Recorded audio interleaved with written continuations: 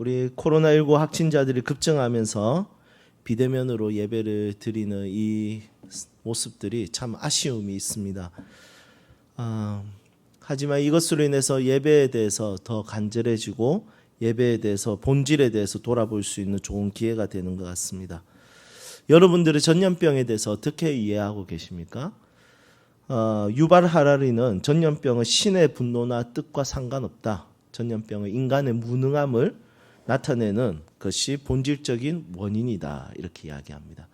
인간이 어떤 능력이 있으면 그거 과학적으로 그것을 해결하고 그것을 이겨낼 수 있기 때문에 신의 뜻하고 아무 상관없다. 이것은 능력이 문제다. 이렇게 이야기를 했습니다. 여러분 과연 그럴까요? 전염병은 인간의 무능이 본질적인 원인일까요? 현대와 미래에는 인간이 과학과 통계로 전염병을 이기고 신의 자리에 앉게 된다 이렇게 말합니다. 이렇게 주장하는 유발 하라리를 우리는 과학주의자 이렇게 볼 수 있습니다. 이게 무슨 말이냐면 과학은 좋은 것이지만 과학주의자, 그러니까 하나로 환원시켜버리는 것, 이것이 만능이다, 이것이 전부다 이렇게 말하는 것을 주의자라고 이야기합니다. 그러니까 성경, 우리는 성경을 믿잖아요. 그런데 성경주의자 이렇게 되면 안 됩니다. 왜냐하면 그렇게 하면 성경으로 역사를 이해하려고 하고 성경으로 과학을 전부 다 해석하려고 합니다. 그래서 이런 부분들에 있어서 굉장히 큰 오류를 범하기가 쉽습니다. 그래서 이런 어떤 주의자, 어떤 이데올로기에 빠지면 굉장히 위험해지는 것이죠. 이런 과학주의자인 이 유발 하라리의 이야기처럼 과학이 하나님을 대신할 수 있을까요? 만약에 과학이 하나님을 대신한다면 여러분 나는 하나님의 자리를 대신할 수 있을까요? 내 자녀를 내가 책임질 수 있을까요? 내 인생을 책임질 수 있을까요? 이 지구를 책임질 수 있을까요? 여러분 한번 고민해 볼 필요가 있습니다. 인간이 아무리 발부둥 쳐도 신이 될 수 없고 인류의 지식이 쌓이고 과학이 발전해도 인간은 여전히 만물의 주인 되시는 하나님의 말씀에 귀를 기울여야 됩니다. 그래서 아무리 과학으로 전염병을 이긴다 하더라도 그 다음 전염병이 언제 일어날지 모르는 것이 우리의 이 세상의 모습들이라는 것이죠. 그래서 우리가 기억해야 될 것은 모든 시대, 모든 상황을 향한 하나님의 음성과 말씀이 있다는 것을 기억하고 우리가 귀를 기울일 필요가 있습니다. 우리가 오늘도 이 마음을 가지고 함께 말씀 앞으로 나아가기를 소망합니다. 그분의 말씀을 통해서 하나님의 뜻을 깨닫고 하나님의 나라에 대해서 이해하고 새로운 시각과 관점을 가지고 이 땅을 믿음으로 살아갈 수 있는 하나님의 사람들이 되기를 주님의 이름으로 축복합니다. 오늘 본문 말씀인 히브리서는 1차 독자가 누구냐면 유대인들입니다. 성경은 항상 1차 독자가 있다고 했죠. 제일 처음 읽는 사람. 그리고 시간이 지나서 우리가 읽게 되었습니다.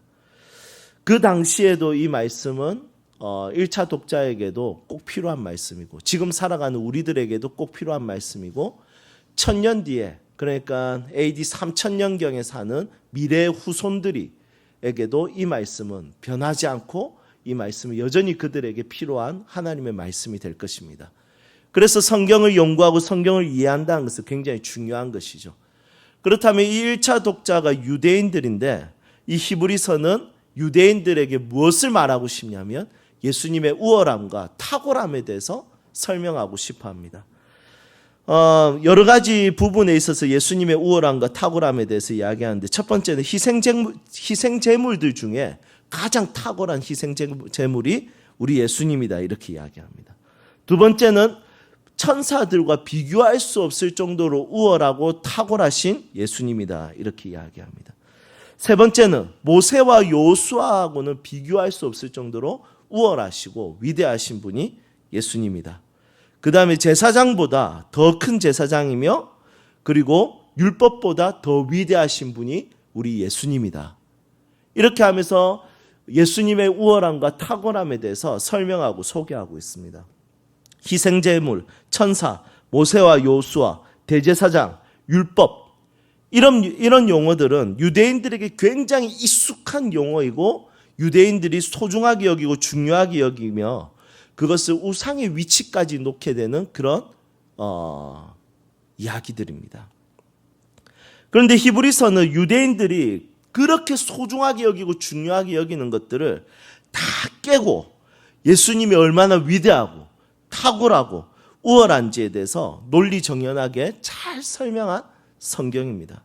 그래서 히브리서를 읽으면 읽을수록 예수님의 탁월함을 발견할 수 있고 그 탁월함을 주장하는 것에 있어서 굉장한 설득력을 가지고 있습니다. 우리 교회가 히브리서를 좀 많이 읽어서 내 삶에 다른 중요하고 소중한 것들이 많지만 예수님이 가장 내 삶에 소중하고 탁월하고 우월하신 분이라는 것을 고백할 수 있는 그런 믿음의 성도들이 되기를 주님의 이름으로 축복합니다. 이 땅을 살아가면서 사람들은 많은 것들을 소중하게 여깁니다. 물론 그렇게 소중하게 여기는 시간은 굉장히 짧습니다. 그리고 또 다른 소중한 것을 만나게 되고 또 그것은 금방 또 질리게 되고 또 다른 소중한 것을 찾게 됩니다. 저희도 그렇지 않습니까? 처음에 뭐 신제품 딱 나오면 와 멋있다 이러다가 나중에 또 신제품 나오면 이거 그냥 이렇게 치워버립니다. 그게 금방 질려하는 거죠. 우리 그리스도인들도 다르지 않습니다. 그리스도인들도 무엇인가를 구입하고 소유할 때 여러분 기쁨이 있습니까 없습니까? 있죠. 네, 있습니다.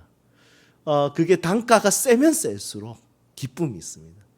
여러분 그거 택배 기다리다가 우울증 올 것 같은 것들 모습들이 우리의 모습들이지 않습니까? 얼마나 간절히 원합니까? 택배 어서 오시옵소서 마라나택 막 이렇게 이야기하는 것이 우리들의 모습들입니다. 하지만 우리 그리스도인들에게 평생 옮겨지지 않는 소중한 것들이 있죠. 소중한 것이 있죠. 그게 무엇입니까? 예수 그리스도입니다. 다른 것들은 좋았다가 안 좋았다가 이거 좋았다가 여기 좋았다가 옮겨집니다. 그리스도인들도 마찬가지입니다. 하지만 그리스도인들에게 예수님의 소중함은 옮겨지지 않습니다. 예수님을 믿는 순간부터 죽는 그 순간까지 예수님이 소중하다. 예수님이 나에게 탁월하신 분이시다. 예수님 나의 구원자다. 나는 예수님 사랑한다. 이 말에 모든 사람들은 고개를 끄덕이게 되고 동의를 하게 됩니다. 왜냐하면 그분이 너무 소중하다는 것을 믿는 순간부터 만나는 순간부터 영접하는 순간부터 그분의 십자가의 사건이 너무 소중하고 그분이 우리의 모든 구원을 이루시는 분이라는 것을 우리는 확신하고 우리는 그것을 경험했기 때문에 이것은 놓칠 수 없습니다. 그래서 예수님을 소중히 여기는 마음은 다른 신으로 잘 옮겨가지 않습니다. 이것은 그 자리를 다른 물질로 대신할 수 없습니다. 다른 어떤 사고나 사상이나 이런 것으로 예수님을 대신할 수 없는 것이죠. 예수님은 항상 우월하고 탁월하고 소중한 분으로 우리의 삶의 제일 윗자리, 제일 탁월한 자리에 항상 있게 됩니다. 여러분들의 삶에서도 이 말에 동의가 되십니까? 예수님 가장 소중한 분이시죠? 여러분 이것은 옮겨지지 않죠? 이것은 우리의 죽을 때까지 우리는 끝까지 같이 품고 가야 되는 그런 마음들이라는 것입니다. 이게 바로 히브리서가 우리에게 이야기하는 흐름이에요. 그러면 이 흐름을 우리가 잘 기억하고 오늘 본문 말씀을 같이 한번 살펴봐야 될 것 같습니다. 오늘 본문 말씀 통해서 예수님의 탁월하심이 우리의 인생과 어떤 연관성이 있는지 함께 알아갈 수 있으면 좋을 것 같습니다. 오늘 본문 말씀에는 먼저 모세의 탁월함에 대한 이야기를 합니다. 모세의 탁월함이 어떻습니까? 한번 보도록 할까요? 5절 말씀 함께 읽겠습니다. 또한 모세는 장래에 말할 것을 증언하기 위하여 하나님의 온 집에서 종으로서 신실하였고 모세는 신실했다 이렇게 이야기합니다. 모세는 진짜 탁월했던 것이죠. 모세의 신실함이 바로 리더십이었습니다. 그리고 모세는 200만 명을 사막에서 이스라엘 백성들을 40년 동안 이끌었습니다. 먹을 것 안 나오고 음료로 마실 수 있는 물이 없는 그 땅에서 40년 동안 이스라엘 백성들이 이끌고 리더했다는 것이죠. 여러분 이렇게 보면 참 모세는 정말 대단한 사람이라는 생각이 듭니다. 사실은 이런 집단을 리더할 때 가장 좋은 리더십이 뭐냐면 카리스마 리더십입니다. 여러분 히틀러 한번 보십시오. 진짜 나쁜 사람이죠. 그런데 그 사람 가지고 있는 대중적 리더십, 카리스마 리더십은 대단합니다. 한번 설교 때 이야기한 적이 있었지만 그 사람 연설을 시작할 때부터 대중 장악력이 대단합니다. 막 사람들 딱 모아놓고 대중들이 앉아있는 곳에 시커멓게 불을 끄고, 그리고 앞에도 불을 꺼놨다가 히틀러가 딱 올라가면 조명이 딱 비칩니다. 스포트라이트 조명이 딱 받으면 히틀러가 그때부터 한 1, 2분 동안 가만히 보고 있습니다. 이미 그때부터 대중들이 마음을 확 사로잡죠. 그래서 막 구텐 모르겐, 제가 알고 있는 독일어 이거밖에 없으니까 예, 좋은 아침입니다. 이거밖에 없어서 뭐 구텐 모르겐 뭐라 해서 쳐. 그럼 대중들이 와 합니다. 여러분, 카리스마 리더십이 있으면 대중을 이끌어가기 쉽습니다.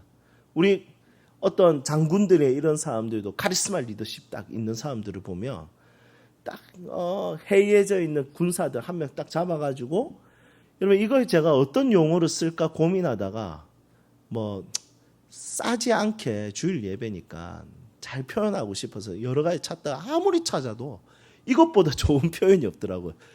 조지면. 여러분 이거 대신에 쓸 수 있는 단어가 있을까요? 여러분 바로 느낌 오죠? 본보기로 한 명 딱 조지면 여러분 그러면 다 장악할 수 있습니다. 그런데 모세는 이런 조지거나 이런 느낌으로 대중을 이끌지 않았습니다. 모세는 항상 이끌 때마다 모세에 대한 칭찬이 뭐였냐면 온유함이 지면에 승하더라. 지금까지 있었던 사람들 중에 가장 온유했더라. 카리스마 리더십이 아니라 온유한 리더십이었죠. 그 온유한 리더십을 가지고 200만 명을 광야에서 40년 동안 그 이스라엘 집을 다스렸던 것입니다. 굶주리는 사람 없이, 목마른 사람 없이 배부르게 누구든지 잘 먹고 잘 지낼 수 있도록 모세는 탁월한 재판을 하면서 이렇게 40년 동안 이스라엘 백성들을 이끌었다는 것이죠. 여러분, 이런 모세에 대해서 오늘 말씀은 설명을 하고 이 말씀은 끝나지 않습니다. 바로 예수님의 탁월함에 대한 이야기를 합니다. 3절 한번 보십시오. 그는, 여기서 말하는 그는 예수님입니다. 모세보다 더욱 영광을 받을 만한 것이 마치 집 지은 자가 그 집보다 더욱 존귀함 같으니라. 그러니까 모세도 하나의 집이었다는 것이죠. 이 모세도 예수님이 지으셨고 예수님이 이 집을 관리하셨습니다. 그리고 모세를 통해서 이스라엘 백성들이라는 집을 관리하고 다스리게 했다는 것이죠. 그런데 예수님은 그 모세를 다스리고 지으셨기 때문에 예수님은 모세보다 탁월하다는 거예요. 그래서 이 모세는 아무리 탁월해도 결국에는 예수님을 높여드리는 대상인 거죠. 예수님을 높여드리는 하나의 존재라는 것입니다. 여러분, 이게 참 좋지 않습니까? 우리의 탁월함이 드러나는 것도 참 중요하지만 내가 탁월한 것보다 그분의 탁월함이 내 삶을 통해서 더 드러나는 것, 그것이 우리 삶의 비전과 꿈이 된다는 것은 참 행복한 일이라고 생각이 듭니다. 그리고 이 탁월하신 예수님이 하나의 집을 여전히 맡고 계시고 그리고 그 집을 다스리고 있습니다. 한번 볼까요? 6절 말씀. 어떤 집을 다스리는지 보도록 하겠습니다. 함께 읽겠습니다. 그리스도는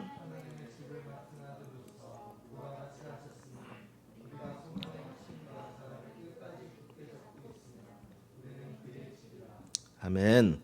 여러분, 예수님은 어떤 집을 다스리고 있습니까? 우리라는 집을 다스리고 있습니다. 우리라는 하나님의 집을 다스리고 있습니다. 나라는 집을 다스리고 있고 여러분들이 속해 있는 가정, 여러분들이 직장을 다스리고 있고 우리 교회 공동체를 예수님께서 이 집을 다스리고 있다는 것이죠.